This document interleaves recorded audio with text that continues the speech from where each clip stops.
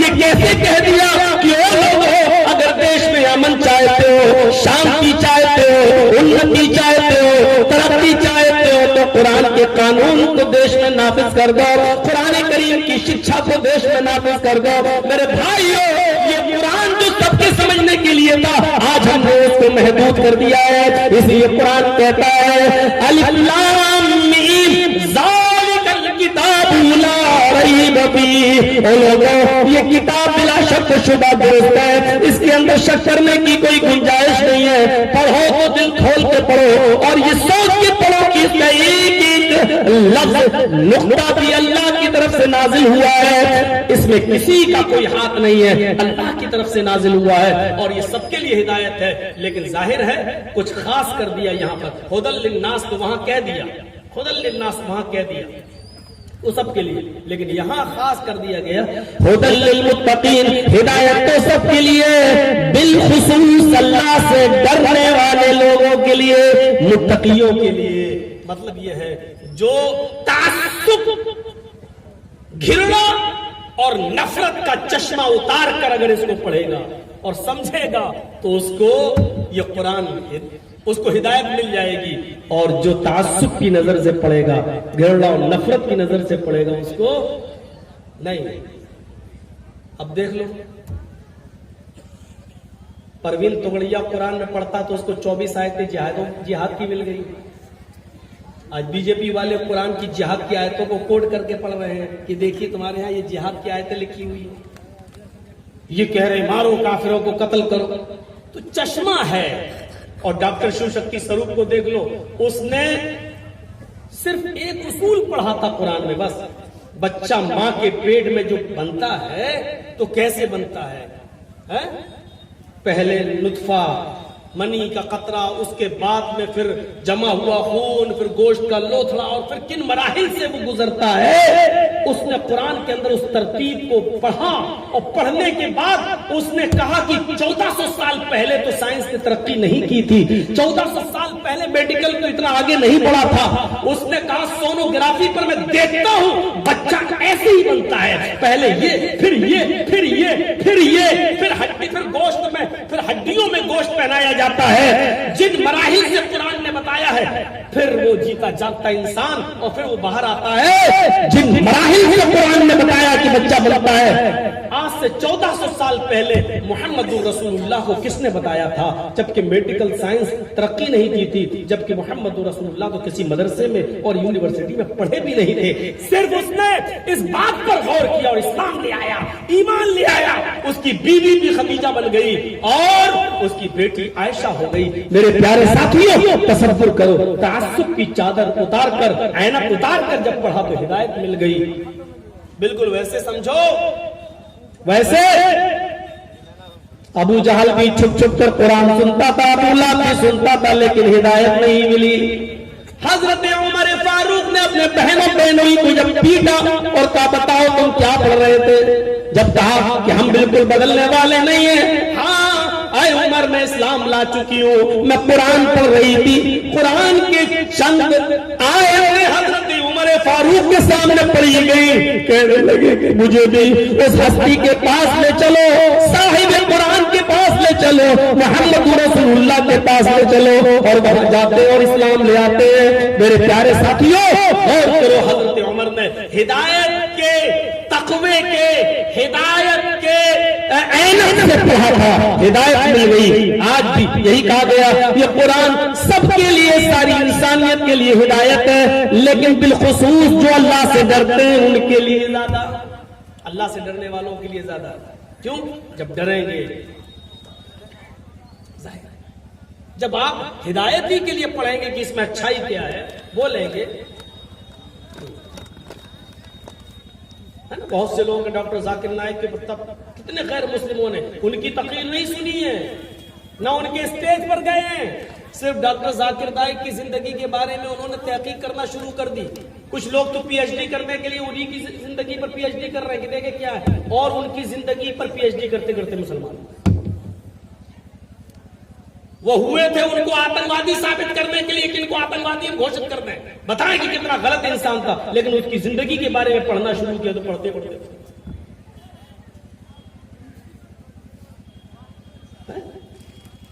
तसव्वुर करें आप। तो आप कुरान करीम को सिर्फ इस अकीदे से और इस नियत से पढ़िए, गैर मुस्लिम भाई तो इस नियत से पढ़ें कि इसमें देखें क्या अच्छा है, आपको बहुत सी चीजें मिलेंगी। आप पहली चीज की अगर आप देख लें, कुरान खोलिए, पहली आयत क्या मिलेगी आपको? बिस्मिल्लाहिर्रहमानिर्रहीम। ऋग्वेद खोलिए, आपको पहला मंत्र क्या मिलेगा? अग्नि मीले। खोलते ही बड़ी बड़ी डिबेटें होती हैं चैनलों पर, हिंदू मुसलमान, हिंदू मुसलमान, हिंदू मुसलमान। और सुन लो बिहार वालों, ये देश न तो हिंदू हिंदू हिंदू कहने वालों से चलेगा और न ये देश, आपका ये मुल्क मुसलमान मुसलमान मुसलमान मुसलमान मुसलमान कहकर चलेगा। ये देश हिंदू मुसलमान सिख और ईसाई सबको साथ में लेकर चलेगा। जो चलेगा उससे बनेगा, उससे चलेगा। आज हमारे और हमारे भाइयों के दरमियान कोई फर्क नहीं रह गया है। वो टीवी पर बैठकर हिंदू हिंदू हिंदू कर रहा है, हमारे भाई टीवी पर बैठकर मुसलमान मुसलमान मुसलमान मुसलमान कर रहे हैं और बांट के रख दिया है, आज तकसीम करके रख दिया है आज। और आज दूसरों के लिए राहें हमवार करके रखनी है, उनको पाला जा रहा है और पोसा जा रहा है। मैं नहीं जानता हूं दिलों का हाल, अल्लाह जानता है, लेकिन माफ कीजिएगा नुकसान बहुत बड़ा हो रहा है। मैं जानता हूं कुछ लोगों के दिलों में चुभ रही होगी बात, कांटा। मौलाना साहब बस नाम मत ले लेना, घबराओ नहीं, नाम नहीं लेंगे। जो काम बगैर नाम से हो जाए तो नाम लेने की जरूरत क्या है? मेरे भाइयों, ये आपको देखना पड़ेगा, सोचना पड़ेगा। ये देश सबका है और सबके नाम पर बना था, सबने कुर्बानियां दी थी, इसलिए भाईचारे को खत्म मत होने दीजिए। गलती हिंदू भाइयों की नहीं है, गलती सिख और ईसाइयों की नहीं है, गलती इस देश के किसी नागरिक की नहीं है, गलती उन नेताओं की है जो हमें और आपको एक दूसरे के खिलाफ नफरतें भरमा रहे हैं। देखा था ना, यही मीडिया वाले कितना पीछे पड़े थे, कितना पीछे पड़े थे मीडिया वाले मरकज निजामुद्दीन पर। कोरोना फैक्ट्री, कोरोना बम, इस कोरोना फैक्ट्री और कोरोना बम में कहां चला गया अर्नब गोस्वामी, कहां चला गया जी न्यूज? कोर्ट ने ऐसा डंडा मारा है मीडिया, इन चैनलों पर कि जिसका दर्द इनको इस सरकार के जाने के बाद होगा, अभी नहीं होगा। अभी तो जैसे शराब पी लेते ना, नशा है, मारो थप्पड़ नहीं लग रही है तकलीफ, अभी नशा है दौलत का, मिला हुआ है, हड्डियां पड़ी हुई है इनके सामने, अभी एहसास नहीं है, अभी एहसास नहीं है। जब देखेंगे कि हमने क्या किया, कोर्ट ने वो डंडा मारा है कि सिर्फ मरकज को बदनाम किया गया, निजामुद्दीन का, मौलाना साद का कोरोना से कोई ताल्लुक नहीं। वो कोरोना बम, कोरोना आतंक, कोरोना फैलाने की फैक्ट्री, क्या क्या जुमले नहीं बोले गए। तो ये कौन कर रहा है? कहां से आ रही है ये नफरतें, कहां से? तो ये हमें और आपको समझना पड़ेगा। ये देश, हमारा मुल्क न तो सिर्फ हिंदू हिंदू कहने से चलेगा, न मुसलमान मुसलमान कहने से चलेगा। ये हमारा मुल्क सबको साथ लेकर चलने से चलेगा। अल्लाह हमारे मुल्क की हिफाजत फरमाए। दुआ करिए, ये तहज्जुद की नमाज का वक्त है, शायद अल्लाह कबूल कर ले। अल्लाह इस मुल्क के अंदर हिंदू मुसलमान सिख यहूदी ईसाई सब हमेशा से मिलकर रहे हैं, मिलकर रहे। अल्लाह उनको इसी तरीके से मिलकर रहने की तौफीक अता फरमाए। हमारा भाईचारा अल्लाह बना रहे। और एक ये भी दुआ कर लीजिए, चाहे बद्दुआ कह दीजिए, और जो तोड़ रहा होगा उसको बुरा लगेगा ही। साफ कह दूं, ये बद्दुआ ही समझ लीजिए। आय अल्लाह, जो हमारे इस मुल्क को तोड़ रहा हो और हमारे भारत के टुकड़े टुकड़े करने की कोशिश कर रहा हो, आय अल्लाह तो उसको तबाह बर्बाद कर दे। देखो मिर्चें किसको लगती है? हमने तो देश की एकजहती के लिए दुआ की है।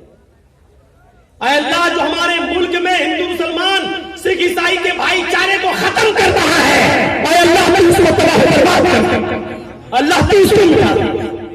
क्या हर्ज है इस दुआ में? मैं तो नहीं समझता हूं कोई हर्ज है। क्यों भाईचारा, इस शरीयत पढ़िए। मेरा खैर दूसरी तरफ हम चले जाएंगे। मेरे भाइयों, वक्त जरूरत नहीं है अभी उन मिसालों को देने की। पैदा करिए अपने अंदर, जज्बाती हो ना, जज्बाती, पता चलेगा। बंगाल के अंदर भी